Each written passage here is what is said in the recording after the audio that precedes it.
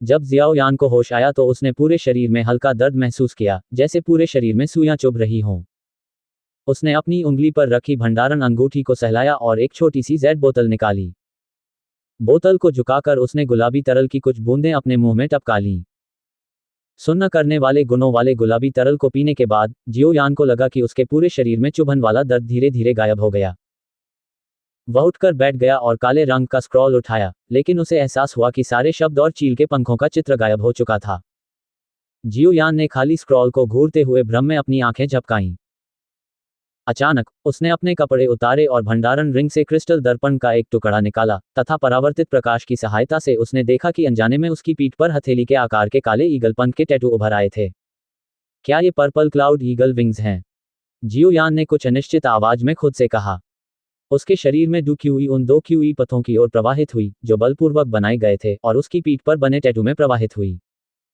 प्रेषित do Q प्राप्त करने पर काले रंग के टैटू से तुरंत एक हल्की बैंगनी रोशनी निकली। अंततः यह एक ठोस जोड़ी पंखों में परिवर्तित हो गया। काले बाज के पंखों का आकार भी हथेली के आकार से बढ़कर लगभग आधा फुट लंबा हो गया। जियो यान ने उत्सुकता से बैंगनी रेखाओं वाले ईगल पंखों की जोड़ी को देखा और उन्हें हिलाने के बारे में सोचा। उसके शरीर के नीचे एक छोटा सा उठाने वाला बल उत्पन्न हुआ, लेकिन वह उसे जमीन से ऊपर उठाने के लिए बहुत छोटा था। बैंगनी बादलों के पंखों का उपयोग करके उड़ान भरने के लिए बड़ी मात्रा में डुक्यूई की आवश्यकता होगी। आपकी वर्तमान ताकत और पंखों को नियंत्रित करने के अभ्यास की कमी के कारण मुझे डर है कि आप केवल थोड़ी दूरी तक ही उड़ान भर पाएंगे। जियो यान की कुछ हद तक हास्यपूर्ण हरकतें देखकर याओ लाओ अपनी हंसी रोक नहीं सके। जियो यान मुस्कुराया और अपना सिर हिलाया। शुरू से ही उन्हें यह उम्मीद नहीं थी कि वे तुरंत उड़ान भर सकेंगे। फिलहाल जो थोड़ा बहुत परिणाम उन्हें मिला है वह पहले से ही बहुत संतोषजनक है। आखिरकार सब कुछ धीरे धीरे ही करना था। जब जियो यान ने डुक्यूई को स्थानांतरित करना बंद कर दिया तो उसकी पीठ पर मौजूद ईगल पंख एक बार फिर से उसकी पीठ पर आ गए और ईगल पंखों की एक जोड़ी के काले टैटू में बदल गए। जियो यान ने धीरे धीरे और आलस से अपनी पीठ को तानकर खाली काला स्क्रॉल अपने सामने रख लिया। इसके बाद कुछ देर का मौन छा गया। फिर उसने एक बार फिर भंडारण रिंग से एक और बहुत पुराना स्क्रॉल निकाला। प्राचीन दिखने वाले पीले रंग के स्क्रॉल को मापने के बाद जियो यान ने अपने हाथों को आपस में रगड़ा। प्राचीन बुजुर्ग द्वारा इसे हड्डियों के बीच जैसे गुप्त स्थान पर छिपाना बहुत संभव है कि यह कोई साधारण वस्तु न हो। जियो यान ने स्क्रॉल को खोला और फिर उसे धीरे धीरे फैलाया। हालांकि जब उन्होंने अंदर का नजारा देखा तो वे थोड़ा स्तब्ध रह गए। यह क्या है? उसकी आंखों के सामने एक अज्ञात पदार्थ से बना चर्मपत्र था जो हल्का पीला पड़ गया था। उस पर कई रेखाएं थीं जो बिना किसी आकार या क्रम के खींची गई प्रतीत होती थीं। जियो यान ने धीरे से अपनी उंगली से एक रेखा खींची लेकिन कुछ नहीं मिला। अंततः वह चर्मपत्र के किनारे तक पहुंच गया। ये कैसी बकवास है? जियो यान ने भौहें सिकोड़ते हुए कहा जब वह इस गुप्त वस्तु को देख रहा था जो एक ताबीज जैसी दिख रही थी। टीएल तावीज एक ताओवादी तावीज को संदर्भित करता है। उसकी उंगली पर काली अंगूठी थोड़ी सी हिली और याओ लाओ प्रकट हुआ। बाद वाले ने अपनी नजर उस पुराने दिखने वाले चर्मपत्र पर घुमाई, अपनी भौहों को एक साथ दबाया और गहरी आवाज में कहा, ऐसा लगता है जैसे ये किसी नक्शे का टुकड़ा हो। नक्शा और एक खंडित। याओ लाओ की बातें सुनकर जियो यान ने अपनी आंखें घुमाईं। उनकी रुचि तुरंत ही समाप्त हो गई। जियो यान की उदासीनता को नजरअंदाज करते हुए याओ लाओ ने धीरे धीरे पूरे चर्मपत्र को फैलाया और उसका ध्यानपूर्वक अध्ययन किया। जब उसकी नजर चर्मपत्र के निचले कोने पर पड़ी जहां कमल जैसी किसी चीज की धुंधली छवि बनी थी तो उसका चेहरा अचानक बदल गया। एक बार फिर वह नीचे झुका और कमल के आकार के रहस्यमय चित्र का ध्यानपूर्वक अध्ययन किया। कमल के आकार की यह वस्तु हल्की पीली और धुंधली दिखाई दे रही थी, जो संभवतः इसकी आयु का परिणाम था। हालांकि इसका सामान्य स्वरूप अभी भी दिखाई दे रहा था। पूरा कमल काला था, जिसकी सतह पर एक पतली काली ज्वाला जमी हुई दिखाई दे रही थी। गंभीरता से देखने पर पूरा कमल एक राक्षस जैसी अनुभूति देता था। गुरुजी, क्या आपको कुछ मिला? याओ लाओ के व्यवहार को देखकर जियो यान थोड़ा चौंक गया। इतने लंबे समय तक उसके साथ रहने के बाद यह पहली बार था कि उसने याओ लाओ को इस तरह का व्यवहार करते देखा था। मुझे मत बताओ कि यह शुद्धिकरण कमल दानव ज्वाला है। अजीब काले कमल को गौर से देखने और उसका ध्यानपूर्वक अध्ययन करने के बाद याओ लाओ अचानक आश्चर्य से बुदबुदाया। शुद्धिकरण कमल दानव ज्वाला। जियो यान ने अनिश्चितता से अपनी आंखें झपकाईं, इससे पहले कि अंततः उसके दिमाग में एक विचार आया। उन्होंने पूछा, क्या ये कोई स्वर्गीय ज्वाला है? हाँ, ये स्वर्गीय ज्वालाओं में से एक है और यह स्वर्गीय ज्वालाओं की रैंकिंग में सबसे रहस्यमय है। याओ लाओ ने गंभीर स्वर में अपना सिर हिलाया और गहरी आवाज में बोला। शुद्धिकरण कमल दानव ज्वाला को स्वर्गीय ज्वाला रैंकिंग में तीसरा स्थान दिया गया है। इसमें हर चीज को साफ करने की विशेष क्षमता है। कोई भी वस्तु जो इसके संपर्क में थोड़ी सी भी आ जाए, वह नष्ट हो जाती है। यह एक अत्यंत भयावह शक्ति है। इस प्रकार की स्वर्गीय ज्वाला अत्यंत दुर्लभ है। इसके केवल 2 या 3 फूल ही मौजूद हैं, लेकिन किसी को पता नहीं है कि वे कहाँ हैं। मुझे नहीं पता कि वास्तव में उनके अस्तित्व को किसने दर्ज किया, लेकिन किसी ने भी इस ज्वाला को कभी नहीं देखा। मैं इसे केवल इसलिए पहचान सका क्योंकि जब मैं स्वर्गीय ज्वालाओं की खोज कर रहा था तो सौभाग्यवश मुझे इसके बारे में कुछ मोटे मोटे सुराग मिल गए थे। तस्क तस्क। मुझे यह मत बताइए कि यह नक्शा शुद्धिकरण कमल दानव ज्वाला का रास्ता दिखाएगा। याओ लाओ ने आश्चर्य से उस प्राचीन दिखने वाले चर्मपत्र को देखा। यह बहुत बुरी बात है कि यह केवल मानचित्र का एक टुकड़ा है। इतनी स्पष्ट जानकारी के साथ हमें इसे खोजने की कोई उम्मीद नहीं है।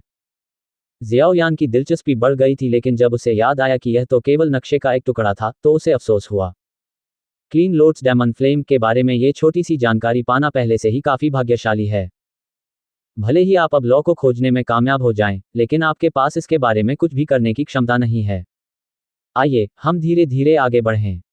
हो सकता है कि आपको भविष्य में नक्शे के अन्य टुकड़े मिल जाएं। याओ लाओ ने मुस्कुराते हुए कहा, यदि आप शुद्धिकरण कमल दानव ज्वाला को सफलतापूर्वक निगल सकते हैं, तो यह अनुमान लगाना कठिन है कि आपका ज्वाला मंत्र किस स्तर तक विकसित होगा। क्या सबसे ऊंचा हाइत्यान स्तर नहीं है? जियो यान ने अपने हाथ फैलाए और बुदबुदाया। ये सच नहीं हो सकता। याओ लाओ हल्के से हंसे, फिर अचानक चुप हो गए। उन्होंने अपना हाथ हिलाया और मधुर स्वर में कहा, डूक्वी महाद्वीप बहुत विशाल है।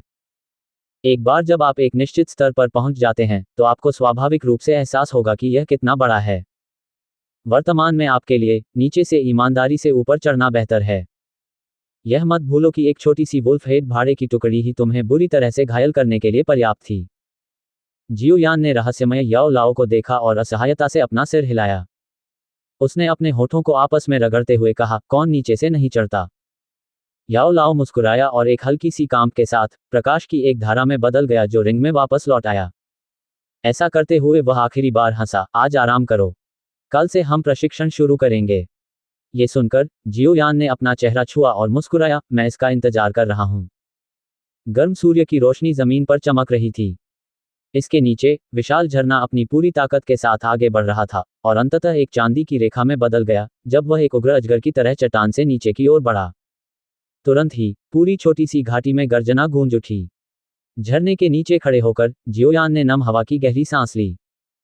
उसने अपना सिर उठाया और विशाल झरने को देखा। उसकी छाती के भीतर उसका हृदय कांपने से नहीं बच सका। जियाओयान के पीछे खाली जमीन में दर्जनों लकड़ी के खंभे जमीन में गाड़े गए थे। उनसे लगभग 2 मीटर ऊपर 10 से अधिक लकड़ी के लट्ठे ऊंची शाखाओं से लटक रहे थे, जो तेज हवा चलने पर सभी दिशाओं में हिल रहे थे। काली अंगूठी थोड़ी सी हिली और याओ लाओ अस्थिर होकर उसमें से बाहर आ गया। जब उसने दर्जनों लकड़ी के लट्ठों को देखा तो वह मुस्कुराया और सिर हिलाया। थोड़ी क्षमाप्रार्थी निगाहों से उसने जियाओयान की ओर देखा, लकड़ी के लट्ठों की ओर इशारा किया और मुस्कुराया, अब से हर सुबह तुम इन लट्ठों पर प्रशिक्षण करोगे। मैं तुम पर आक्रमण करने के लिए इन लटकी हुई लकड़ियों का उपयोग करूंगा। आपको उनसे बचना होगा और आपको भारी तलवार निकालने की अनुमति नहीं है। अरे मैं तो करीब करीब भूल ही गया था। आपने तो इसे भारी जुबान शासक कहना शुरू कर दिया है। जब आप चकमा देते हैं तो आपको भारी जुबान शासक को हटाने की अनुमति नहीं होती है। इसके अलावा आपको वैक्यूम हैंड या फायर पाम का उपयोग करने की अनुमति नहीं है। ये सुनकर जियोयान ने अपना सिर थोड़ा झुकाया, उसका चेहरा उत्सुकता से भर गया। वह अपनी चकमा देने की गति के बारे में काफी आश्वस्त था। क्या आप आजमाने के इच्छुक हैं? जियोयान की अभिव्यक्ति देखकर याओ लाओ अचानक मुस्कुराए और कहा। मुस्कान कुछ हद तक चालाक थी। अगर आप तैयार हैं। अपने कंधों को उचकाते हुए जियोयान के पैर जमीन से ऊपर उठे और उसने अपने शरीर को लकड़ी के एक लट्ठे पर खूबसूरती से टिका दिया। उसकी लंबी कदकाठी ने उसे थोड़ा श्रेष्ठ भाव दिया जब उसने याओ लाओ की ओर हाथ हिलाते हुए कहा, आइए मुझे देखने दो कि टीचर ने जो चीज डिजाइन की है वह वास्तव में कितनी मजबूत है। आपका रवैया अच्छा है। मैं देखता हूं कि तुम कितनी लकड़ियां झेल सकते हो। मुस्कुराते हुए याओ लाओ ने अपनी आस्तीन हिलाई। आस्तीन से एक तेज आंधी निकली। तुरंत ही हवा में बेतरतीब ढंग से झूलते हुए 10 से अधिक लकड़ी के लट्ठों में से एक जियोयान की ओर तेजी से बढ़ा। फेंके गए लकड़ी के लट्ठे से निकले हल्के दबाव के कारण जियोयान का चेहरा गंभीर हो गया। इससे पहले कि वह अचानक झुकता, उसकी आंखें पास आते हुए लकड़ी के लट्ठे पर टिक गईं। लकड़ी का लट्ठा उसकी पीठ के करीब था और खतरनाक तरीके से उसके पास से उड़ता हुआ निकल गया। इससे पहले कि वह झुकने से संभल पाता, एक और लकड़ी का लट्ठा उसकी ओर झपटा। जियोयान अपने पैरों के नीचे लगे लकड़ी के खंभे पर चढ़ गया और लकड़ी के लट्ठे से बचने के लिए ऊपर कूदने की कोशिश की। उसका चेहरा अचानक बदल गया जब उसने महसूस किया कि जिस पैर से उसने लकड़ी के खंभे पर कदम रखा था, वह उससे चिपका हुआ प्रतीत होता है।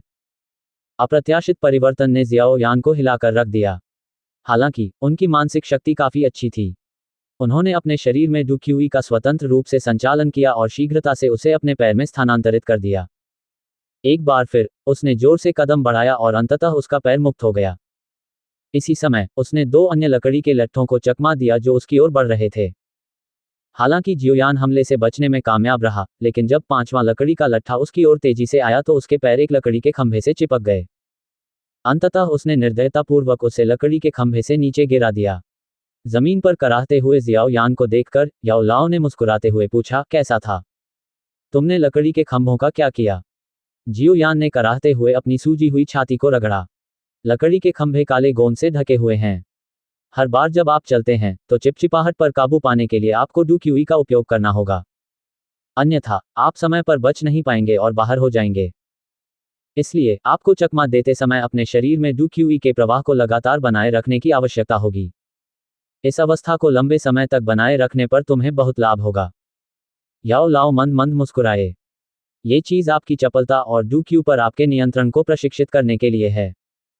याओ लाओ ने मुड़कर लकड़ी के खंभे की ओर इशारा किया और मुस्कुराया। उफनता हुआ झरना चट्टानों से टकराकर क्रोधित हो गया, जिससे उत्पन्न जल वाष्प ने छोटी घाटी को घेर लिया। झरने के नीचे खाली जमीन पर एक अधनंगा युवक, एक अजीब सी दिखने वाली काली तलवार लिए, गंभीर चेहरे के साथ लकड़ी के लट्ठों से होने वाले हमलों से बच रहा था। कभी कभी वह जो छलांग लगाता और तेजी से चकमा देता, वह बंदर की तरह फुर्तीला होता था। सूर्य की रोशनी में उसका लंबा, मजबूत शरीर शिथिल दिखाई दे रहा था। जियाओयान को घाटी में पहुंचे 1 महीना बीत चुका था। इस अवधि के दौरान जियोयान ने अपना अधिकांश समय लकड़ी के खंभों पर बिताया, जिसके परिणामस्वरूप उसके शरीर पर कई चोटें और खरोंचें आईं, जो इन लकड़ी के लट्ठों से गिरकर आई थीं। स्वाभाविक रूप से प्रयास के साथ पुरस्कार भी मिलता है। वर्तमान जियाओयान पहले से ही एक ही समय में लगभग 12 लकड़ी के लट्ठों को चकमा देने में सक्षम था। यह 1 महीने पहले की तुलना में बहुत बड़ा सुधार था, जब 5 लकड़ी के लट्ठों के नीचे दबकर उनकी शर्मनाक मौत हो गई थी। लकड़ी के लट्ठों वाले क्षेत्र के बाहर एक विशाल चट्टान पर याओ लाओ मुस्कुराते हुए बैठा था और उसने देखा कि युवक लगातार 12 लकड़ी के लट्ठों के बीच से बचकर निकल रहा था। उसने थोड़ा सिर हिलाया और अपनी आस्तीन ऊपर उठाई। हवा में लटके आखिरी 3 लकड़ी के लट्ठों में से एक अचानक जियोयान की ओर भयंकर रूप से झपटा। अप्रत्याशित हमले ने तुरंत ही जियोयान और 12 लकड़ी के लट्ठों के बीच का संतुलन बिगाड़ दिया। जो छोटे छोटे अंतराल जियोयान इस्तेमाल कर सकता था, उन्हें नए जोड़े गए लकड़ी के लट्ठे ने पूरी तरह से बंद कर दिया था। जियोयान का चेहरा गंभीर हो गया और उसकी आंखें उन 13 लकड़ी के लट्ठों पर गौर से देखने लगी जो चारों दिशाओं से उसकी ओर आ रहे थे। अगले ही पल एक लकड़ी का लट्ठा उसके शरीर के पास आया, जिससे तीव्र हवा का दबाव पैदा हो गया, जिससे जियोयान को अपनी सांस रोकनी पड़ी। एक गहरी सांस छोड़ते हुए जियोयान के शरीर में डुक्यूई उभर आया, जैसे ही उसने अपना शरीर झुकाया और उन 2 लकड़ी के लट्ठों को चकमा दिया जो उसकी ओर बढ़ रहे थे।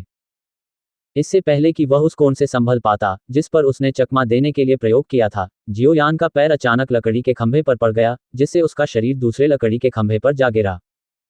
उसने अपना सिर थोड़ा पीछे किया क्योंकि एक और लकड़ी का लट्ठा खतरनाक तरीके से उसके कानों के पास से उड़ गया।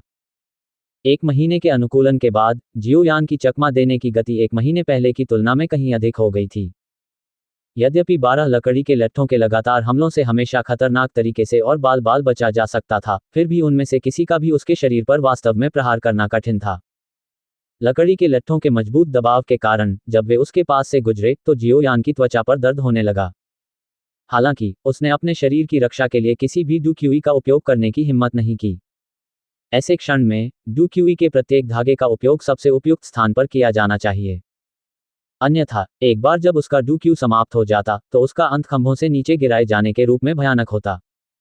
इस समयावधि के दौरान ऐसा ही अंत उसके साथ चल रहा था। लोहुआंग क्यू विधि जियोयान द्वारा किसी भी तरह की बर्बादी को सहन करने के लिए अपर्याप्त थी। इसलिए उसे यह निर्णय लेते समय अत्यंत मितव्ययिता बरतनी पड़ती थी कि डू क्यूई के प्रत्येक धागे को कैसे खर्च किया जाए। काश क्यूई विधि विकसित हो पाती, तब मुझे इतना मितव्ययी होने की जरूरत नहीं होगी। 11वें लकड़ी के लट्ठे को चकमा देने के बाद जियो यान सोचने से खुद को रोक नहीं सका। जैसे ही लकड़ी का लट्ठा जियाओ यान के पास से गुजरा, 12वां लकड़ी का लट्ठा उसकी ओर तेजी से आया। हालांकि जियो यान, जो पहले से ही तैयार था, ने अपने पैर लकड़ी के लॉग पर रख दिए। केवल उसके पैर की उंगलियां लकड़ी के लट्ठे पर टिकी थीं, जबकि उसने अपना पूरा शरीर एक अजीब कोण पर झुका रखा था। शिफ ऑफ, लकड़ी का लट्ठा उसके पास से मात्र आधा इंच की दूरी से गुजर गया। तेज हवा के कारण जियो यान दर्द से कराह उठा। जब 12वें लकड़ी के लट्ठे की पूंछ उसके पास से गुजरी, तो जियो यान का चेहरा बदल गया। उसके पीछे एक और लट्ठा था जो और भी तेज गति और अधिक ताकत के साथ उसकी ओर आ रहा था। 12 लकड़ी के लट्ठों के हमले के अनुकूल होने के लिए जियो यान को उनकी समय सीमा और आक्रमण की कक्षा को समझने में 20 दिन से अधिक समय व्यतीत करना पड़ा। याओ लाओ ने जो 13वां लट्ठा जोड़ा था, उससे वह असमंजस में पड़ गया था। आती हवा को महसूस करते हुए जियो यान ने धीरे से अपने दिल में एक सांस छोड़ी। उसने अचानक उस क्षण अपनी आंखें बंद कर लीं और अपने पीछे दबाव भरी हवा की आवाज सुनने लगा। जियो यान की पीठ पर पसीने के छिद्र तंबू की तरह हिल रहे थे। दबाव वाली हवा की मदद से बंद आंखों वाले जियाओ यान के दिमाग में लकड़ी के लट्ठे के हमले की एक धुंधली छवि उभरी। इस कालातीत मानसिक स्थान में जियो यान हमले की कक्षा और उसकी ताकत का पूरी तरह से पता लगाने में कामयाब रहा। इससे बचने के लिए सबसे अच्छी स्थिति स्वाभाविक रूप से उसके दिमाग में उभर आई। वास्तविक दुनिया में याओ लाओ की आंखें चमक उठी जब उसने देखा कि जियो यान ने अचानक अपनी आंखें बंद कर लीं। कुछ चौंककर धीमी आवाज में उन्होंने फुसफुसाते हुए कहा, यह छोटा लड़का वास्तव में अपनी आध्यात्मिक समझ का उपयोग करना जानता है। जब लकड़ी का लट्ठा उसके दिमाग में आया, तो जियो यान का शरीर अजीब तरह से विकृत हो गया। उसके दोनों हाथ उसके सिर पर टिके हुए थे और उसका शरीर सीधा खड़ा था।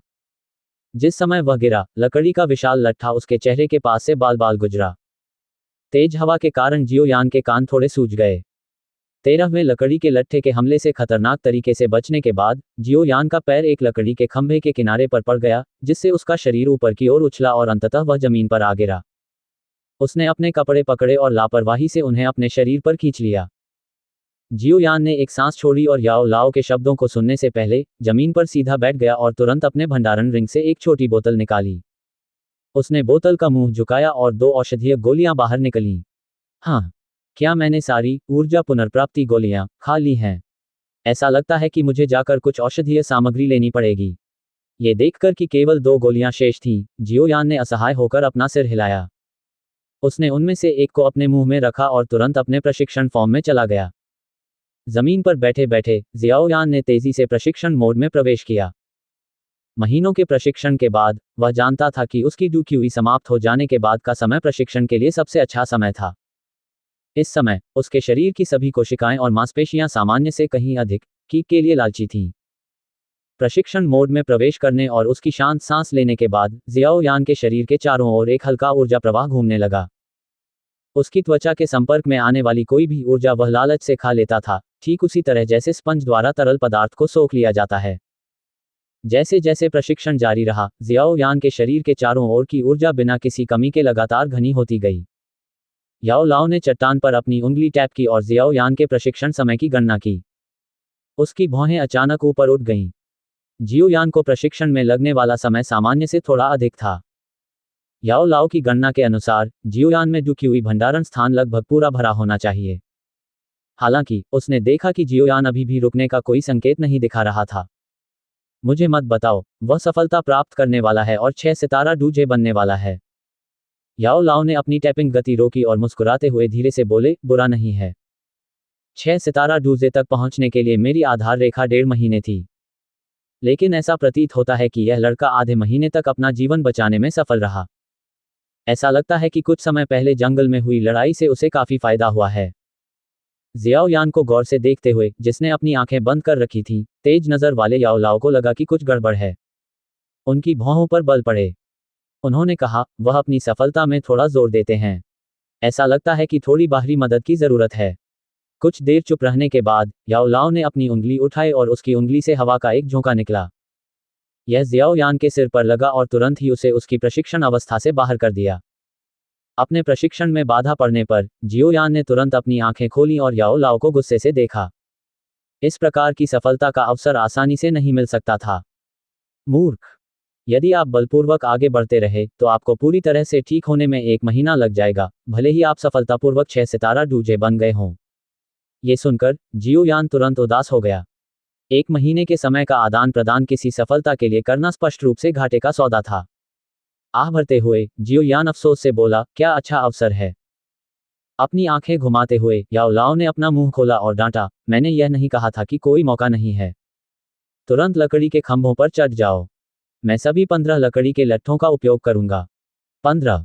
अपने मुंह के कोने को खींचते हुए जियोयान अपनी मध्यमा उंगली याओ लाओ की ओर दिखाना चाहता था। उसकी सीमा 13 लकड़ी के लट्ठों की थी। यदि 15 लकड़ी के लट्ठे होते तो वह तुरंत लकड़ी के खंभों से नीचे गिर जाता। बेवकूफ, क्या तुम भारी जुबान शासक को हटाना नहीं जानते? जियाओ यान को देखते हुए जो वहीं खड़ा था और लकड़ी के खंभों पर चढ़ने से इनकार कर रहा था, याओ लाओ न तो मुस्कुरा सके और न ही रो सके। उन्होंने डांटते हुए कहा, अब आपको बस एक अवसर की आवश्यकता है और आप सफलतापूर्वक सफलता प्राप्त करने में सक्षम होंगे। टालना बंद करो।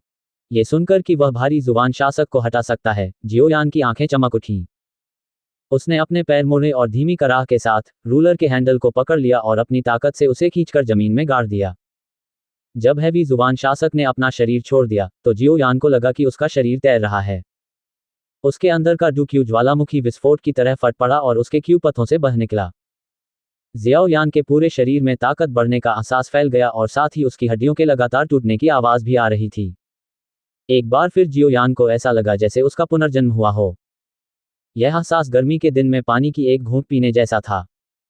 उसके सभी रोमछिद्रों से एक सुकून भरी अनुभूति निकल रही थी जो उसके अंदर से आ रही थी। जमीन पर हल्के से कदम रखते ही जियोयान को लगा कि उसका शरीर पंख के समान हल्का हो गया है। उसने अपना सिर उठाया और हवा में लटके हुए 15 लकड़ी के लट्ठों को देखा।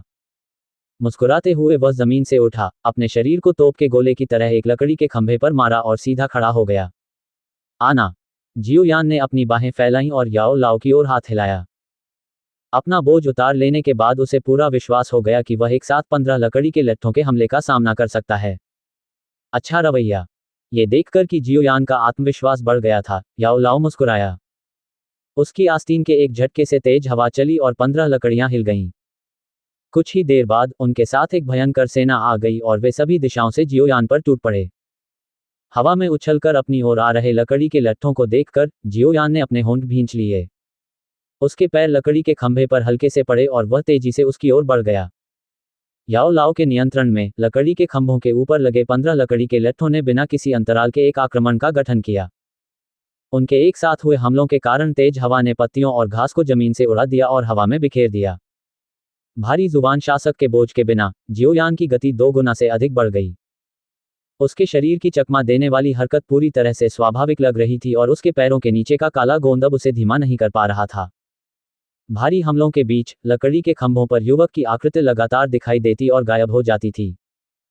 15 लकड़ी के लट्ठों के बार बार के हमलों को जियोयान ने पूरी तरह से टाल दिया, क्योंकि उसका बोझ उतार दिया गया था। जियोयान को प्रशिक्षण मैदान में चतुराई से चकमा देते हुए देखकर याओ लाओ ने अपना सिर हिलाया। उसकी बूढ़ी आंखों में थोड़ी देर के लिए प्रशंसा की झलक दिखाई दी। बिना बोझ के जियोयान का प्रदर्शन उसकी उम्मीद से बढ़कर था।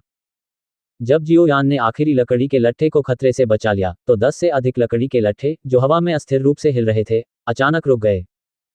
धीरे धीरे सांस छोड़ते हुए जियोयान एक लकड़ी के खंभे पर एक खंभे की तरह खड़ा था और उसने आखिरी ऊर्जा पुनर्प्राप्ति गोली निगल ली। कुछ देर की शांति के बाद अचानक एक हल्की ऊर्जा का प्रवाह अजीब तरीके से उसके चारों ओर उमड़ पड़ा और उसके शरीर में तेजी से प्रवाहित होने लगा। जैसे जैसे जियोयान में अधिक से अधिक ऊर्जा डाली गई, उसके शरीर पर एक हल्की पीली रोशनी दिखाई दी।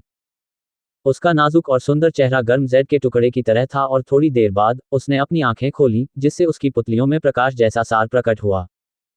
एक लंबी और गहरी सांस लेने के बाद जियोयान ने अपना सिर झुकाया और अपने पीछे याओ लाओ को देखा। उसका चेहरा एक शानदार मुस्कान से भर गया। मैंने सफलता प्राप्त कर ली है। ये सुनकर याओ लाओ मुस्कुराए और सिर हिलाया। उसकी निगाहों में कुछ संतुष्टि थी। 6 सितारा डूजे को तोड़ने पर जियोयान की ताकत एक बार फिर से काफी बढ़ गई। इसके अतिरिक्त 3 दिन के प्रशिक्षण के बाद वह अपनी पीठ पर भारी जुबान रूलर को रखकर सभी 15 लकड़ी के लट्ठों को चकमा देने में भी सक्षम हो गया। इस स्पष्ट सुधार से वह खिलखिलाकर हंसने लगा। 15 लकड़ी के लट्ठों के हमले का आदी हो जाने के बाद जियोयान अंततः उन चोटों से बचने में सक्षम हो गया जो उसे अतीत में लट्ठों के खिलाफ प्रशिक्षण के दौरान लगी थी। इसके बाद आए शांतिपूर्ण दिनों ने जियोयान को बहुत खुशी दी। पेड़ों की घनी छतरी के नीचे जियोयान अपनी पीठ पर भारी जुबान शासक के साथ चला। उसकी निगाहें लगातार अपने चारों ओर घूमती रहीं। दिन का प्रशिक्षण समाप्त होने के बाद वह एनर्जी रिकवरी पिल के लिए औषधीय सामग्री की तलाश में घाटी से बाहर आया था। ऊर्जा पुनर्प्राप्ति गोली जियोयान के प्रशिक्षण के लिए अत्यंत महत्वपूर्ण थी। इसके साथ वह अपने डूक्यू को पुनः प्राप्त करने के लिए आवश्यक समय के आधे से अधिक की बचत कर सकता है। सबसे महत्वपूर्ण बात यह थी कि समय ही वह चीज थी जिसकी जियोयान को इस समय जरूरत थी।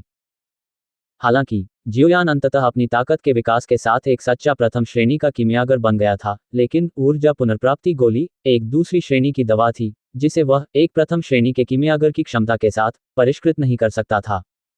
इसलिए ऊर्जा पुनर्प्राप्ति गोली को परिष्कृत करने के लिए उन्हें याओ लाओ पर निर्भर रहना पड़ा। इसके अतिरिक्त एनर्जी रिकवरी पिल को परिष्कृत करने के लिए आवश्यक औषधीय सामग्री काफी दुर्लभ थी। उस समय वुतान शहर में जियोयान को केवल 10 गोलियों को परिष्कृत करने के लिए पर्याप्त औषधीय सामग्री ही मिल सकी थी। सामान्य परिस्थितियों में औषधीय सामग्री ढूंढने में ही जियोयान का काफी समय लग जाता। हालांकि जियोयान राहत की सांस ले सकता था क्योंकि यह रहस्यमय जानवर पर्वत श्रृंखला थी जहां औषधीय सामग्री प्रचुर मात्रा में थी। एनर्जी रिकवरी पिल को परिष्कृत करने के लिए आवश्यक 5 औषधीय अवयवों में से 4 को जियोयान ने पर्याप्त मात्रा में पाया था। यदि वह अंतिम और सबसे महत्वपूर्ण घटक लाल आध्यात्मिक पुनर्प्राप्ति फल पा सके तो जियोयान के उपयोग के लिए पर्याप्त संख्या में गोलियां परिष्कृत की जा सकती थीं। लाल आध्यात्मिक पुनर्प्राप्ति फल आमतौर पर उन स्थानों पर उगता था जहां ऊर्जा सघन होती थी। बेशक यह हमेशा से नहीं था, लेकिन जियोयान के लिए इस सुराग के आधार पर खोज करना बेहतर था, बजाय इसके कि वह आंख मूंदकर इसकी तलाश करता रहे। अपनी उत्कृष्ट आध्यात्मिक धारणा पर भरोसा करते हुए जियोयान आसपास की ऊर्जा प्रचुरता और उच्च ऊर्जा वाले स्थानों की कठिन स्थिति को स्पष्ट रूप से महसूस कर सकता था। उनका वर्तमान मार्ग उस स्थान की ओर जा रहा था जहां उन्होंने महसूस किया कि ऊर्जा सबसे सघन थी। दोपहर का समय ऐसा था जब जादुई जानवर शायद ही कभी घूमते थे। ये समझते हुए जियोयान ने औषधीय सामग्री की खोज के लिए ये समय चुना। अपनी यात्रा के दौरान उन्हें भोजन की तलाश में घूमते हुए शायद ही कोई जादुई जानवर मिला हो। उनमें से 1 या 2 जो उन्हें कभी कभार मिल जाते थे, उन्हें जब वे देख लेते थे तो टाल देते थे। जियोयान की आकृति तेजी से कुछ झाड़ियों की आड़ से गुजरी, जिसके बाद उनकी आंखों को मलबे का एक छोटा सा ढेर दिखाई दिया। चट्टानों के ढेर के पीछे एक पहाड़ी दीवार थी जिसके चारों ओर हरे आईवी लताएं फैली हुई थीं। मलबे के ढेर को देखते हुए जियोयान ने अपने हाथ रगड़े। उनकी आध्यात्मिक जागरूकता से उस क्षेत्र के चारों ओर एकत्रित ऊर्जा आसपास के क्षेत्र में सबसे सघन थी। जियोयान की निगाह मलबे के ढेर पर केंद्रित थी। वह धीरे धीरे उस क्षेत्र को घुमा रही थी और एक क्षण बाद उसकी नज़र पहाड़ की दीवार पर लगे एक बैंगनी रंग के पौधे पर पड़ी। ये पौधा पहाड़ की दीवार के भीतर से उगाया। उस पर हरा और लाल रंग आपस में गुथे हुए थे क्योंकि हरे पत्तों के नीचे लाल फल छिपे हुए थे जिनसे हल्की सुगंध आ रही थी। लाल आध्यात्मिक पुनर्प्राप्ति फल। उस पौधे को घूरते हुए जियोयान मुस्कुराया और राहत की सांस ली। 2 दिन की खोज के बाद अंततः उसे वह मिल ही गया। जिस औषधीय घटक की उसे आवश्यकता थी वह उसके सामने ही था, लेकिन जियोयान ने जल्दी नहीं की। वह जानता था कि जहां सघन ऊर्जा और दुर्लभ औषधीय जड़ी बूटियां होती हैं, वहां संभवतः कोई जादुई जानवर उसकी रक्षा करता है। जियोयान ने सावधानी से अपने आसपास की जगहों पर नजर दौड़ाई, लेकिन उसे किसी जादुई जानवर का कोई निशान नहीं मिला। उनकी भौहों पर बल पड़े। एक और संक्षिप्त चुप्पी के बाद जियोयान धीरे धीरे अपने छिपने के स्थान से बाहर निकल गया जब उसे किसी जादुई जानवर के प्रकट होने का कोई संकेत नहीं मिला। फिर वह धीरे धीरे और सावधानी से बैंगनी रंग के छोटे पेड़ की ओर बढ़ा। जैसे ही उसके कदम पेड़ के पास पहुंचे, अचानक उसके दिल में एक ठंडी अनुभूति हुई। उसने अपने कदम रोक लिए और अपनी भौहें सिकोड़कर पीछे मुड़कर भागने लगा। टकराना। जैसे ही जियोयान ने मुड़कर देखा, एक विशाल सफेद आकृति अचानक पहाड़ की दीवार की चोटी से उतरी और जमीन पर गिर पड़ी। एक छोटी पहाड़ी की तरह इसने जियोयान के पीछे हटने के रास्ते को पूरी तरह से अवरुद्ध कर दिया। एक विशाल जादुई जानवर को अचानक प्रकट होते देख जियोयान को अपनी रीढ़ में ठंडक महसूस हुई। उसका शरीर वहीं पर अकड़ गया, हिलने की हिम्मत नहीं हुई। जियोयान के सामने जो जानवर प्रकट हुआ था वह एक विशाल सफेद जादुई वानर था। यह जादुई वानर लगभग 2 से 3 मीटर लंबा था और इसका पूरा शरीर लंबे, बर्फ जैसे सफेद बालों से ढका हुआ था। उसके सफेद नुकीले दांत उसके भयावह, विशाल मुंह से बाहर निकले हुए थे। उसकी रक्त लाल आंखों से क्रूर हत्या की मंशा निकल रही थी। जियोयान की आंखों ने जादुई वानर के सफेद शरीर को देखा और एक ठंडी सांस ली। एक रैंक 2 जादुई जानवर, बर्फीला तूफान जादुई बंदर। Bang bang. जादुई जानवर ने एक मोटी सांस रोक ली, उसकी रक्तलाल आंखें उस मानव को गौर से देख रही थीं, जो उसके क्षेत्र में अतिक्रमण कर आया था। उसके विशाल पंजे जमीन पर पटकने लगे, जिससे कुछ चट्टानें धूल में बदल गईं। जादुई वानर पर नजर डालते हुए, जिसने अपनी हत्या की मंशा को छिपाने का कोई संकेत नहीं दिखाया, जियोयान ने अपनी लार निगल ली। ये द्वितीय श्रेणी का जादुई जानवर था। इसकी शक्ति मानव दूषे के बराबर थी। अपनी वर्तमान ताकत के साथ, दूसरे दर्जे के जादुई जानवर से लड़ना मौत की तलाश करने से अलग नहीं था। अध्यापक। जियोयान ने अपने दिल में चिल्लाया, लेकिन कोई प्रतिक्रिया नहीं हुई। उसका चेहरा कड़वा हो गया। बकवास बंद करो। यह एक रैंक 2 जादुई जानवर है। मदद के लिए पुकारने के अपने निष्फल प्रयास के बाद, जियोयान केवल जादुई वानर के शरीर पर अपनी नजर वापस ला सका और उसका ध्यानपूर्वक अध्ययन कर सका। जब उसने ऐसा किया तो उसने पाया कि जादुई वानर के पेट पर एक भयानक घाव था। घाव ने जादुई वानर के पेट को लगभग फाड़ दिया और जब उसने अपना शरीर हिलाया तो घाव से ताज़ा खून बहने लगा, जिससे आसपास के सफ़ेद बाल लाल हो गए। भयानक घाव को देखकर ऐसा प्रतीत होता है कि यह घाव किसी क्रूर जादुई जानवर के पंजों के कारण हुआ है। एक घायल जादुई जानवर आमतौर पर पागल होता है और बदकिस्मत जियोयान संयोगवश इस गंभीर रूप से घायल जादुई जानवर के क्षेत्र में घुस आया। जियोयान की आंखें सिकुड़ गईं और वह उस भयावह घाव को गौर से देखने लगा जहां से ताज़ा खून बह रहा था। उसके दिमाग में एक विचार आया।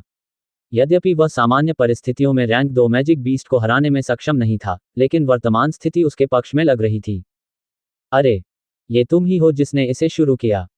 घृणा से डांटने के बाद, जियोयान ने अपनी पीठ से भारी जुबान शासक को उतार लिया और उसे जोर से जमीन में घोंप दिया। परिस्थितियों ने उसे पीछे हटने की इजाजत नहीं दी। जियोयान की कार्रवाई क्रोधित जादुई वानर के लिए एक चुनौती के अलावा और कुछ नहीं थी। तुरंत ही, इस जादुई वानर ने अपने पंजे उसकी कठोर छाती पर पटक दिए, जिससे खनखनाहट जैसी ध्वनि निकली।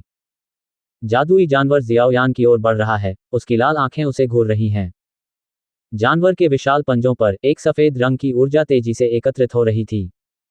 लगभग तुरंत ही, आसपास की हवा ठंडी हो गई। जमीन से हल्के से कदम उठाते हुए, जियोयान ने धीरे से चिल्लाया, बैंगनी बादल पंख सक्रिय करें। उसकी आवाज सुनकर 2 से 3 मीटर लंबे काले चील के पंखों की एक जोड़ी अचानक जियोयान की पीठ से बाहर निकली। पंख फड़फड़ाए और उत्पन्न लिफ्ट की मदद से जियोयान तेजी से जमीन से 10 मीटर ऊपर उड़ गया। गर्जन। जैसे ही ठंडी, सफेद ऊर्जा एक गेंद के रूप में बनी, जादुई वानर हिंसक रूप से दहाड़ने लगा। इसे जादुई वानर की हथेली से मुक्त किया गया और जियोयान की ओर फेंका गया। 1 महीने के चपलता प्रशिक्षण ने जियोयान को बंदर जैसी फुर्ती प्रदान कर दी थी। वह अजीब तरह से एक तरफ हट गया और आसानी से जादुई बंदर के हमले से बच गया। हमले से बचने के बाद, जियोयान ने अपनी हथेली मोड़ी और मैजिक ऐप के पेट पर बने भयावह घाव पर निशाना साधा और ठंडी आवाज में धीरे से गुर्राया, वैक्यूम हैंड। उसके शब्दों के बाद, उसकी हथेली से एक भयंकर चूषण शक्ति निकली। यहां तक कि जमीन पर टूटे हुए पत्थर भी चूषण बल द्वारा खींचे गए और जियोयान पर फेंके गए। गर्जन। प्रचंड चूषण बल ने मैजिक ऐप को तब तक खींचा जब तक उसका शरीर बगल की ओर झुक नहीं गया। हालांकि, जब अंततः उसका शरीर स्थिर हुआ तो उसके पेट से बहुत तेज दर्द उठा। अपना सिर नीचे करने पर उसने पाया कि घाव से खून पानी की तरह बह रहा था, जो अभी पूरी तरह से बंद नहीं हुआ था। तीव्र दर्द के कारण पागल जादुई वानर अपनी तर्क शक्ति खो बैठा। जमीन को हिला देने वाले कदमों के साथ, वह हत्या के इरादे से जियोयान की ओर बढ़ा। अपनी चपलता का उपयोग करते हुए, जियोयान जादुई वानर के सभी हमलों से बचने में कामयाब रहा। उसकी हथेली से बार बार चूषण बल निकलता था, जिससे जादुई वानर के भीतर से और अधिक ताज़ा रक्त बाहर निकलता था। मलबे के ढेर पर एक अजीब दृश्य घटित हो रहा था।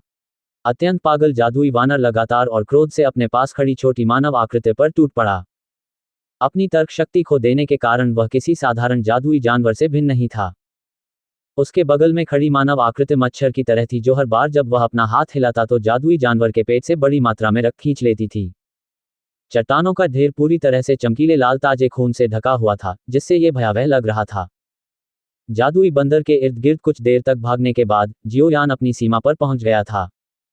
उसने एक और बार जोर लगाया और इस बार, जादुई वानर की आंतों को और अधिक रक्त के साथ बाहर खींच लिया।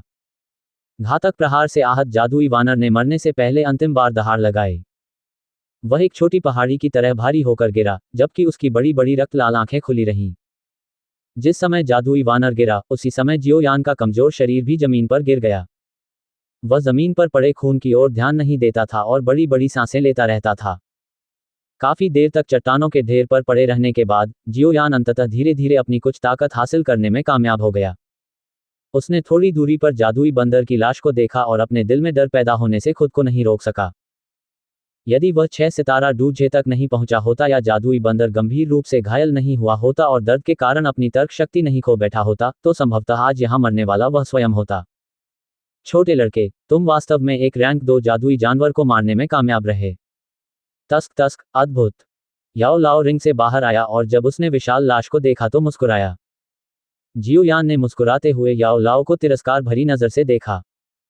वह तेजी से उठे और अपनी प्रशिक्षण मुद्रा बनाने तथा शरीर में थकी हुई डूक्यू को पुनः प्राप्त करने से पहले मेरी पीठ पर नजर रखो, वाक्यांश बोला। जियोयान को अपनी आंखें बंद करते और अपनी ऊर्जा पुनः प्राप्त करते देख याओ लाओ हवा में तैरने लगे और उनके रक्षक की भूमिका निभाने लगे। आधे घंटे बाद जियोयान ने अंततः धीरे से अपनी आंखें खोलीं। उसके हाथ थोड़े सुन्न हो गए लेकिन उसका शरीर अंततः डूक्यूई से भर गया। यहाँ की ऊर्जा काफी अच्छी है, जियोयान खड़े होते हुए बुदबुदाया। उन्होंने अपना हाथ थपथपाया और भौहें सिकोड़ते हुए कहा, वर्तमान लौ मंत्र वास्तव में बहुत घटिया है। इसने मुझे केवल 10 मिनट तक ही सहारा दिया। यदि जादुई बंदर थोड़ी देर और रुक जाता तो गिरने वाला मैं ही होता। हंफ, ये सचमुच घटिया है। याओ लाओ इस मुद्दे पर काफी ईमानदार थे। भले ही ज्वाला मंत्र में बहुत क्षमता थी, लेकिन इसका प्रारंभिक बिंदु बहुत निम्न था। युद्ध में इसकी सहनशक्ति या धीरज स्पष्टतः बहुत कमजोर था। उफ, मुझे उपयुक्त स्वर्गीय ज्वाला कब मिल सकती है? जियोयान ने आकाश की ओर मुंह किया और आह भरी। पूर्व विकसित फ्लेम मंत्र काफी समय तक उनकी कमजोरी बनी रही। जियाओयान ने अपना सिर हिलाया और आह भरते हुए छोटे पौधे की ओर चला गया। उन्होंने उस पर लगे 30 से अधिक लाल आध्यात्मिक पुनर्प्राप्ति फल तोड़े, उन्हें एक छोटी जेड बोतल में रखा और उसे अपनी भंडारण अंगूठी में रख दिया। एक बार जब लाल आध्यात्मिक पुनर्प्राप्ति फल का उचित ढंग से ध्यान रखा गया, तो जियोयान ने भंडारण रिंग से एक खंजर निकाला और ब्लिज़र्ड मैजिक ऐप की लाश की ओर बढ़ गया। इसके बाद उसने उसका सिर काट दिया। अरे, वहां कोई जादुई पत्थर था। जादुई वानर का सिर काटते ही एक बर्फ सफेद जादुई पत्थर जो हल्की ठंडक छोड़ रहा था, जियोयान की दृष्टि में प्रकट हुआ। जियोयान ने खुशी खुशी जादुई पत्थर को पुनः प्राप्त कर लिया। ये पहली बार था जब उसे इस स्तर का जादुई पत्थर मिला था। कुछ उत्साह से उसे इधर उधर फेंकते हुए उसने उसे अपने हाथ में पकड़ लिया, जबकि हल्की ठंड के कारण वह हल्का सा कांप उठा। तुरंत ही उसने उसे सावधानीपूर्वक स्टोरेज रिंग में रख दिया। चल दर। जियाओयान ने अपना सामान पैक किया और अपनी उंगली हिलाई, तभी याओ लाओ वापस रिंग में आ गया। अपने हाथ पर साधारण अंगूठी को रगड़ते हुए जियोयान ने काले जुबान रूलर को अपनी पीठ पर उठा लिया और दृढ़ और स्थिर कदम उठाते हुए धीरे धीरे उस रास्ते पर चल पड़ा जहां से वह आया था। मलबे के ढेर को छोड़कर जियोयान घने जंगल से होकर जल्दी से घाटी में वापस आ गया। युद्ध के परिणामस्वरूप जियोयान पूरी तरह से खून से लथपथ हो गया था, इसलिए उसने अपने शरीर पर घास के लेप की एक परत लगाई जिससे खून की गंध को छिपाने में मदद मिली। जंगल में रहते समय यह एक आवश्यक वस्तु थी। एक बार फिर चुपके से कुछ दूरी तय करते हुए जियोयान के कदम अचानक रुक गए। उसे महसूस हुआ कि कहीं से उसकी बाईं ओर से धीमी आवाजें आ रही हैं। जियाओयान की भौहें थोड़ी सिकुड़ गईं जब उसने अपनी नज़र उस क्षेत्र पर घुमाई और फिर तेजी से पास की झाड़ियों में घुस गया। घास में एक छोटी सी दरार से वह धीरे धीरे आसपास के वातावरण का निरीक्षण कर रहा था। जियोयान के छिपने के कुछ ही देर बाद 2 आकृतियां धीरे धीरे जियोयान की दृष्टि की रेखा में प्रकट हुईं। जब उसने अपनी नज़र उन दोनों की छाती पर घुमाई तो उसके चेहरे का भाव थोड़ा बदल गया। अपने मन में उसने ठंडी और नर्म आवाज में कोसा, वे वुल्फ हेड भाड़े के सैनिक हैं। मुझे लगता है बेहतर होगा कि हम यहीं रुक जाएं। यदि हम आगे बढ़ते रहे तो हम मैजिक बीस्ट पर्वत श्रृंखला के आंतरिक भाग में प्रवेश कर जाएंगे। वहां के जादुई जानवर हमें एक ही वार में आसानी से मार सकते हैं। धीरे धीरे आगे बढ़ते हुए एक सैनिक ने चेहरे पर चिंता के भाव के साथ सुझाव दिया। अपने साथी के शब्दों पर दूसरे भाड़े के सिपाही ने भी असहाय भाव से सहमति में अपना सिर हिलाया और कसम खाते हुए बोला, अरे वह बदमाश आखिर कहाँ छिपा है? कमांडर ने पहले ही मौत का आदेश दे दिया है, हमें उस कमीने को जिंदा या मुर्दा ढूंढना होगा। शायद वह पहले ही किसी जादुई जानवर द्वारा खा लिया गया हो और कीचड़ बन गया हो। हे, ये संभव हो सकता है।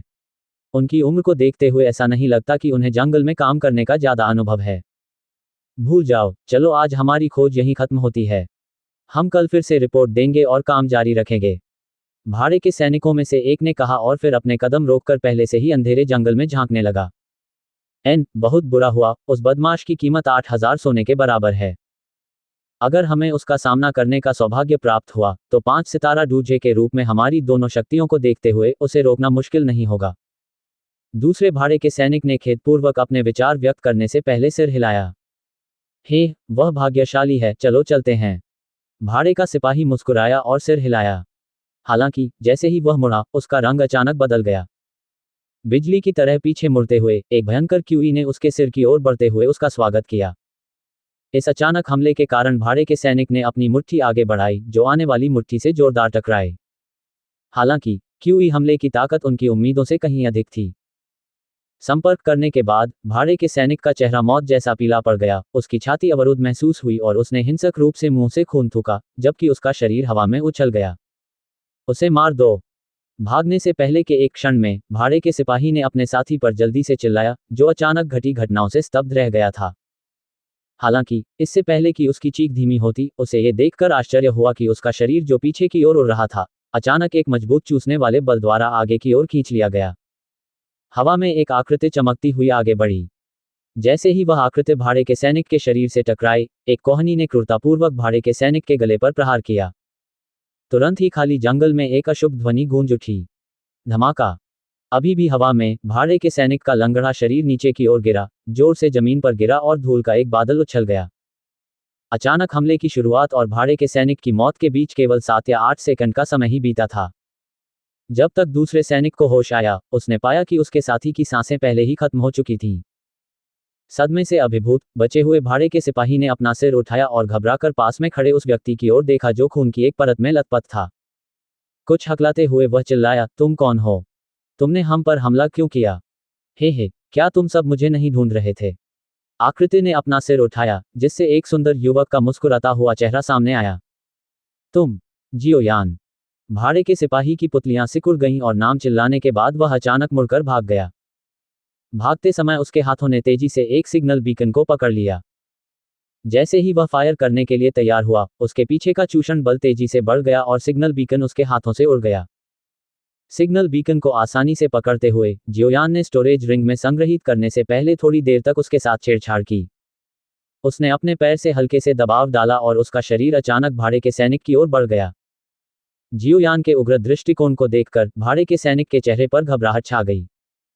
घुटन भरी आवाज के साथ उसने अपनी कमर पर लगी तलवार निकाली और गुस्से में जियोयान पर बुरी तरह हमला कर दिया। जियोयान का शरीर थोड़ा सा एक तरफ झुक गया, जिससे वह आसानी से भाड़े के सैनिक के हमलों से बच गया।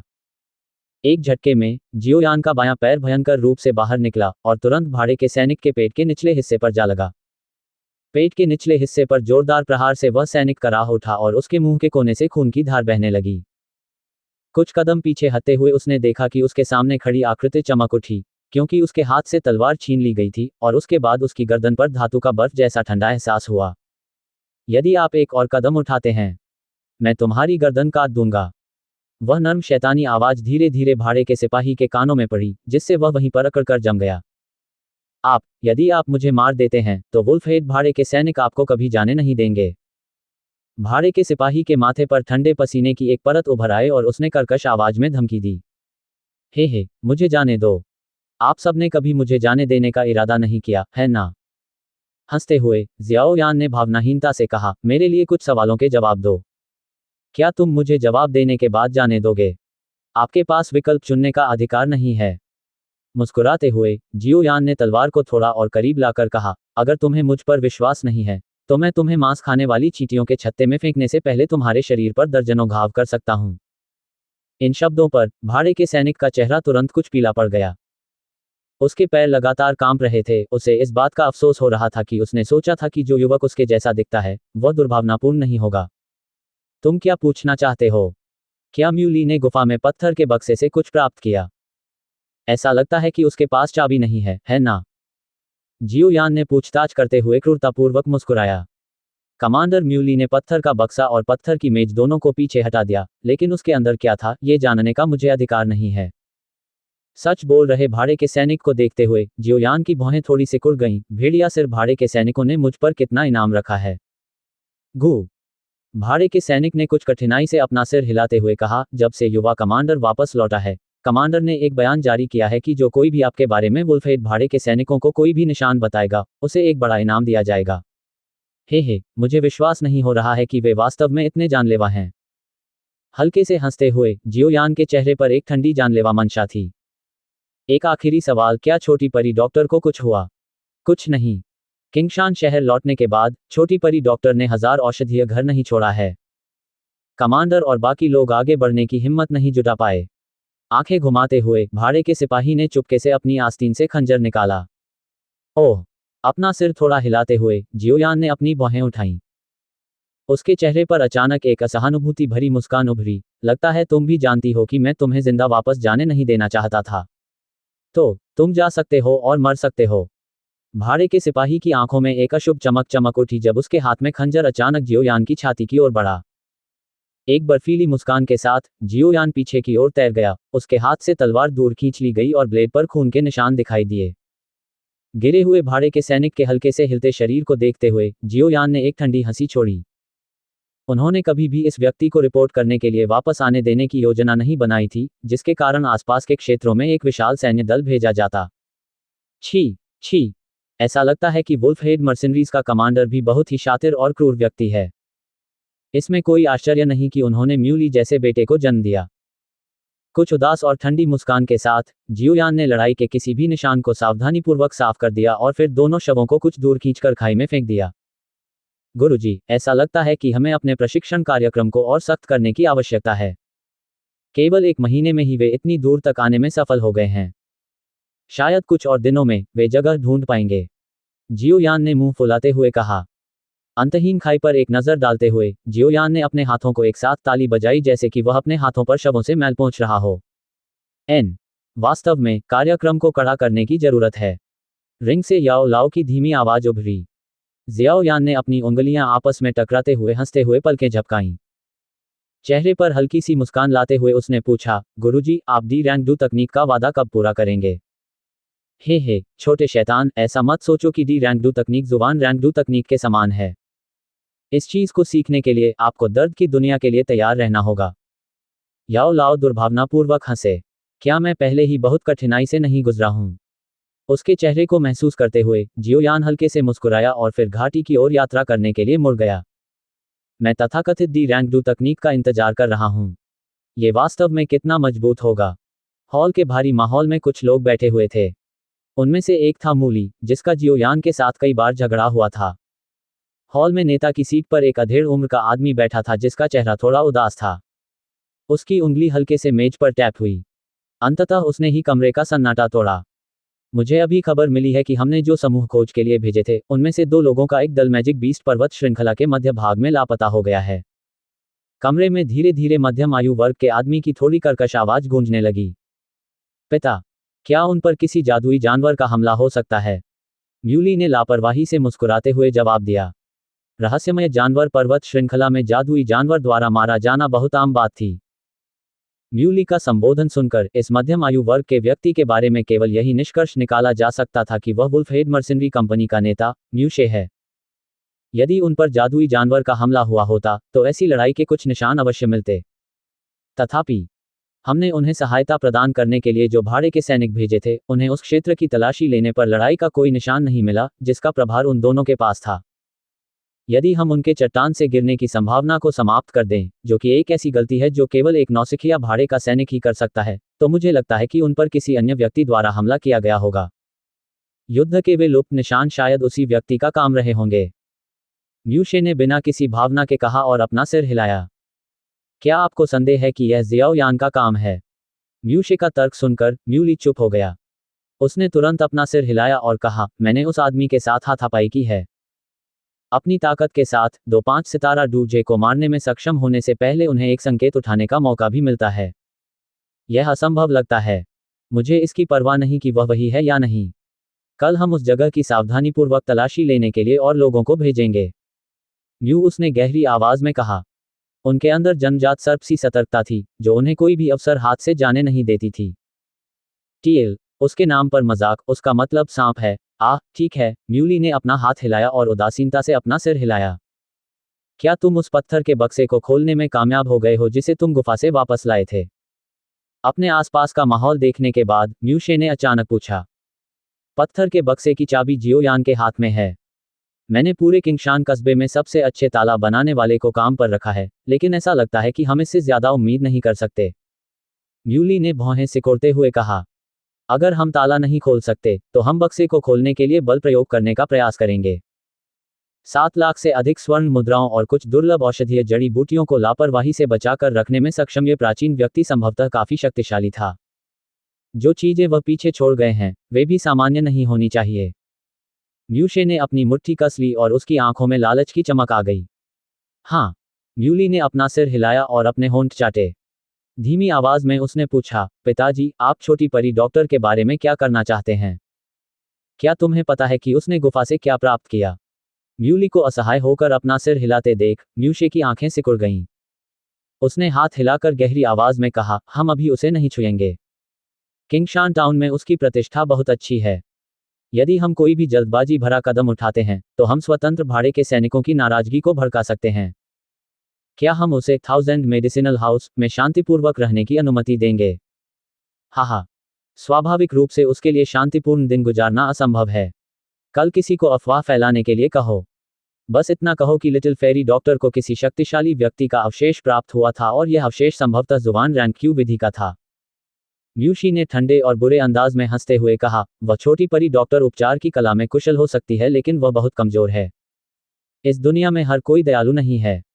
हमेशा कुछ लालची लोग होंगे जो लिटिल फेरी डॉक्टर से अवशेष प्राप्त करने के तरीकों के बारे में सोचेंगे। जहां तक ऐसे लोगों से निपटने का सवाल है, तो हम उसे इस बारे में सिरदर्द होने देंगे। यह एक अच्छी योजना है। यदि 1000 औषधीय घर भी इस अवशेष में रुचि ले लेता है, तो लिटिल फेरी डॉक्टर अपना सुरक्षित आश्रय खो देगी। हाँ, जब वह समय आएगा, तो उसे पकड़ना बेहद आसान होगा। म्यूली के होंठ का कोना खुशी से ऊपर की ओर मुड़ गया और वह हंसने लगा। म्यूशे ने अपना सिर थोड़ा हिलाया, जबकि उसने अपने कान के नीचे के निशान को हल्के से रगड़ा। उन्होंने स्पष्ट शब्दों में कहा, छोटी परी डॉक्टर, कोई ज्यादा खतरा नहीं है। मैं वास्तव में उस लड़के के बारे में चिंतित हूं जिसके बारे में तुमने बात की थी, जियाओ यान। वहां रुककर म्यूशे की आंखों में दृढ़ संकल्प की चमक दिखाई दी। इतनी कम उम्र में 2 सितारा डूजे या उससे ऊपर तक पहुंचने में सक्षम होने के लिए उसकी क्षमता बहुत मजबूत होनी चाहिए। जो बात वास्तव में मेरा ध्यान आकर्षित करती है, वह यह है कि 20 वर्ष से कम आयु के एक लड़के ने किसी प्रकार का अहंकार नहीं दिखाया, जो उसकी उम्र के व्यक्ति को दिखाना चाहिए था, बल्कि इसके बजाय वह अपनी असली ताकत को बहुत अच्छी तरह से छिपाने में सक्षम था। यदि अंतिम क्षण में जीवन मरण की स्थिति न होती, तो संभवतः किसी को यह अनुमान भी नहीं होता कि वह आपको एक ही वार से पीछे धकेल सकता है। जैसे ही उसकी आवाज धीमी हुई, उसके चेहरे पर एक ठंडी हत्या की मंशा उभर आई। ऐसी क्षमता वाले दुश्मन को बढ़ने का मौका मिलने से पहले ही मार दिया जाना चाहिए। अन्यथा, जब भविष्य में वह बदला लेने के लिए वापस आएगा तो हम उसे बर्दाश्त नहीं कर पाएंगे। म्यूशे की उंगली उसके कान के नीचे के निशान पर जोर से दबा रही थी और वह ठंडे स्वर में बोल रहा था। ये याद करते हुए कि कैसे जियोयान ने पहाड़ी गुफा में खतरनाक स्थिति का सामना करते हुए भी सही भागने की योजना चुनने में कामयाबी हासिल की, म्यूली की उंगली थोड़ी कांप उठी। ऐसे शत्रु के कारण उसकी रातों की नींद उड़ गई थी। कल मैं खोज दल में लोगों की संख्या 2 गुनी कर दूंगा। मौद्रिक पुरस्कार 3 गुना कर दिया जाएगा। हमें उस आदमी को जल्द से जल्द ढूंढना होगा। म्यूली ने अपनी मुट्ठी भींचते हुए मोटी आवाज में कहा। ये देखकर कि कैसे पिता और पुत्र एक किशोर युवक के साथ व्यवहार करते समय भी इतने सतर्क थे, हॉल में बैठे वुल्फहेड मर्सिनरी कंपनी के शीर्ष अधिकारी घृणा से नाकभान सिकोड़ना चाहते थे।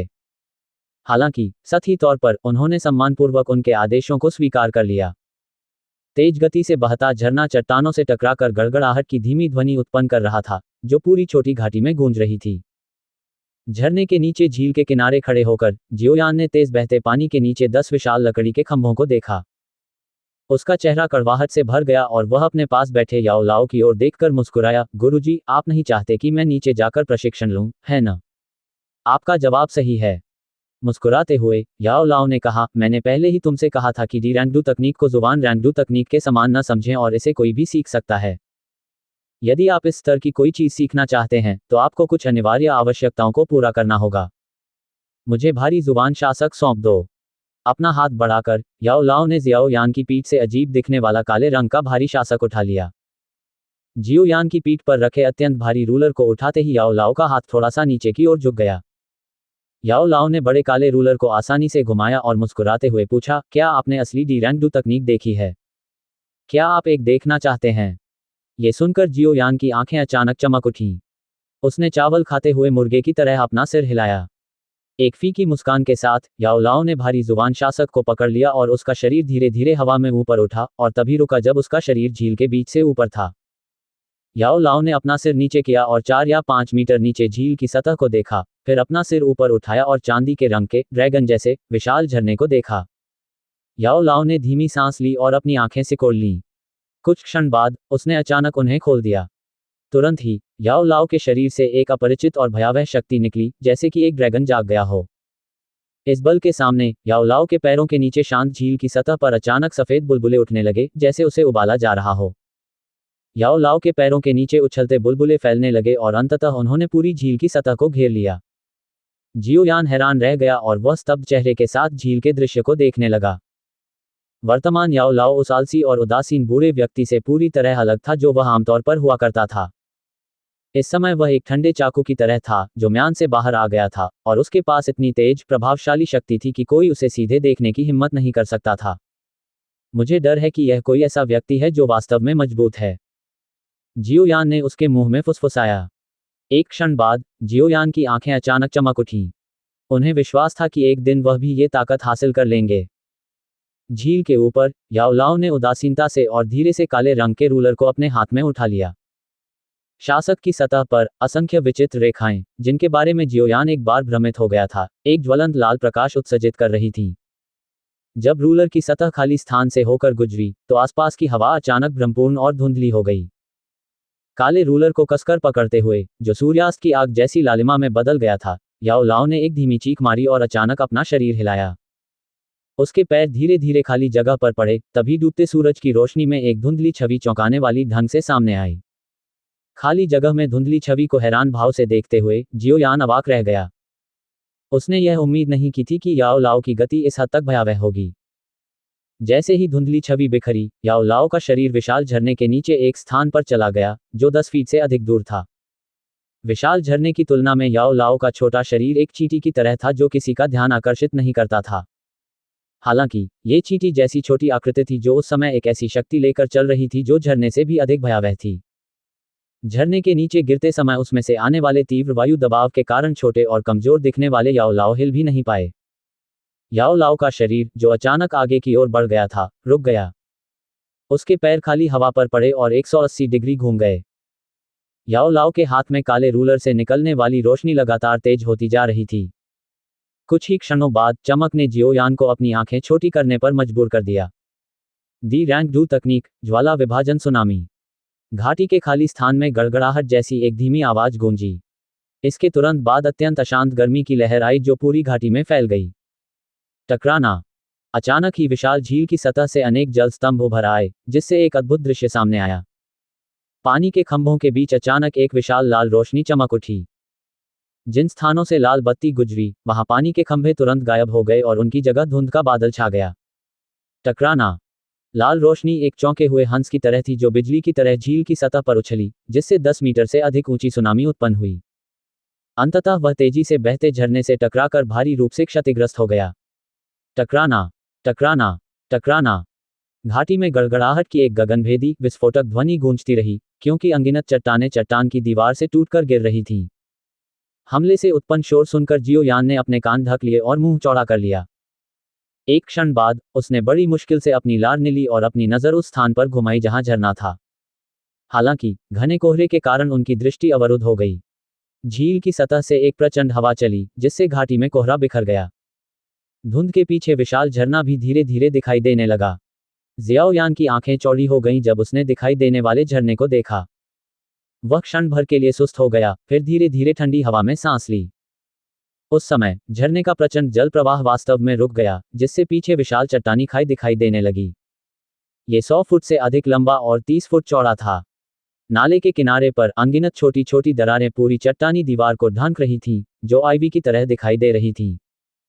झरने की जलधारा 20 सेकंड से अधिक समय तक रुकी रही, फिर वह धीरे धीरे नीचे की ओर बहने लगी, जिससे चट्टान की सतह पर बने बड़े बड़े निशान ढक गए। ये डी रैंक डू तकनीक की ताकत है। जियो यान ने अपनी छाती को रगड़ा, उसे थोड़ा घबराहट और घुटन महसूस हो रही थी। आसमान से उतरते हुए याओ लाओ ने स्तब्ध जियाओ यान पर हल्के से अपनी उंगली रखी। Flame splitting tsunami, low D do skill. जब निपुणता प्राप्त हो जाती है तो पहाड़ों को काटना और लहरों को तोड़ना आसानी से संभव हो जाता है। हालांकि यह एक सरल विवरण था, फिर भी इससे जियोयान को बहुत खुशी मिली। भारी जुबान शासक को जमीन में घोंपते हुए याओ लाओ ने अपने हाथों को एक दूसरे से पोंछा और झरने के नीचे 10 विशाल लकड़ी के लट्ठों की ओर अपनी ठुड्डी उठाई। उन्होंने मुस्कुराते हुए कहा, आज से आपको प्रशिक्षण के दौरान झरने के प्रवाह का सामना करना होगा। एक बार जब आप 10वें लट्ठे पर अपनी स्थिति बनाए रखने में सक्षम हो जाते हैं और पानी के प्रवाह के विपरीत 300 बार काट लेते हैं, तो आप ज्वाला विभाजन सुनामी का उपयोग करने में पहला कदम प्राप्त कर लेंगे। लेकिन आपको ये याद रखना होगा कि अपनी ताकत से आप फ्लेम स्प्लिटिंग सुनामी का इस्तेमाल अधिकतम एक बार ही कर सकते हैं। यदि आप इसे दूसरी बार जबरदस्ती इस्तेमाल करने की कोशिश करेंगे तो आपको गंभीर आंतरिक चोट पहुंचेगी और इससे आपके भविष्य की संभावनाएं प्रभावित हो सकती हैं। इसलिए जब तक कि बहुत महत्वपूर्ण क्षण न हो, इसका लापरवाही से उपयोग न करें।